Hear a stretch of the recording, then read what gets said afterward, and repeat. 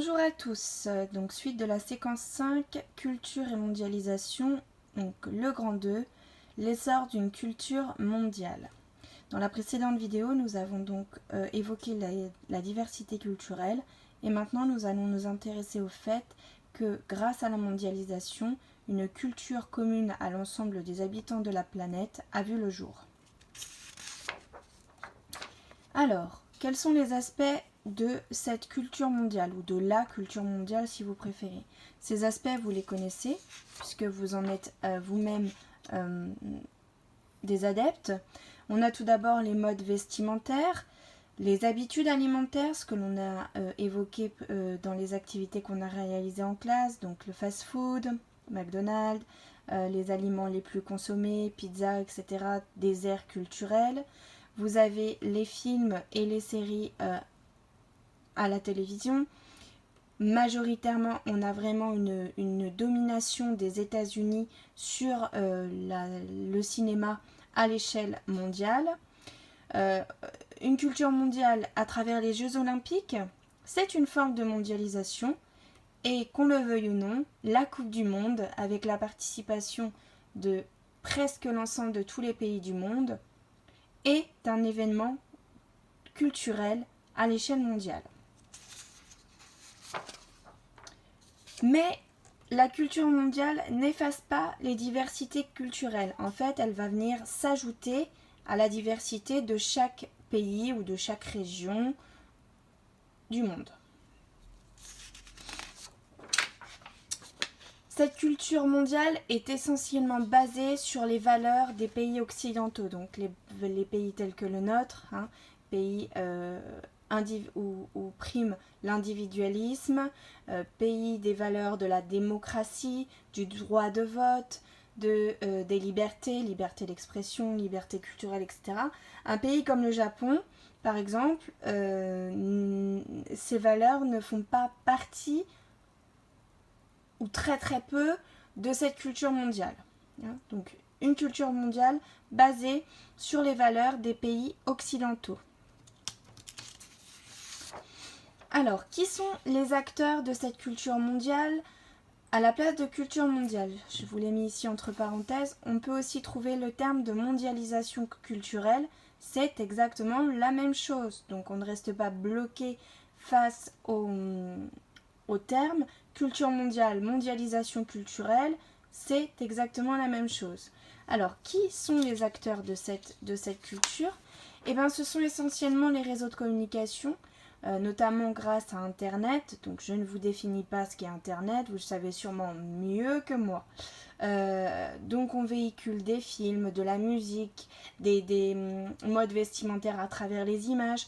Donc, ces réseaux de communication sont à l'origine de la naissance de cette culture mondiale, favorisent, aident à s'étendre et l'entretiennent.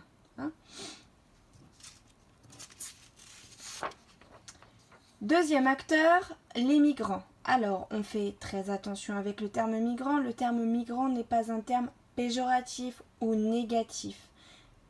Émigrant dans le monde, n'importe quelle personne qui va quitter son pays pour une raison X ou Y. Vous avez donc les migrants qui quittent leur pays pour des raisons humanitaires, pays en guerre. Vous avez des migrants qui vont quitter leur pays pour des raisons économiques. Des migrants qui quittent leur pays pour des raisons pratiques, simplement la volonté de s'installer ailleurs. Des migrants qui quittent leur pays pour des raisons de travail, je souhaite aller travailler ailleurs, ou mon chef d'entreprise ou mon patron me propose une mutation, ça arrive. Et donc, on sera qualifié de migrants, et surtout les migrants touristiques. Quand vous vous déplacez d'un pays à l'autre, vous êtes vous-même un migrant avec cette qualification de touriste. Donc, le fait de vous déplacer, faites-vous un migrant. On a environ 200 millions de personnes dans le monde qui se déplacent comme ça selon les besoins, selon tout ce que j'ai évoqué précédemment. Et lorsqu'ils arrivent, ces migrants, ils adoptent le mode de vie occidental et du coup, ils participent à diffuser ce mode de vie, le nôtre, dans leur pays d'origine. Donc là, on retrouvera l'idée de métissage culturel.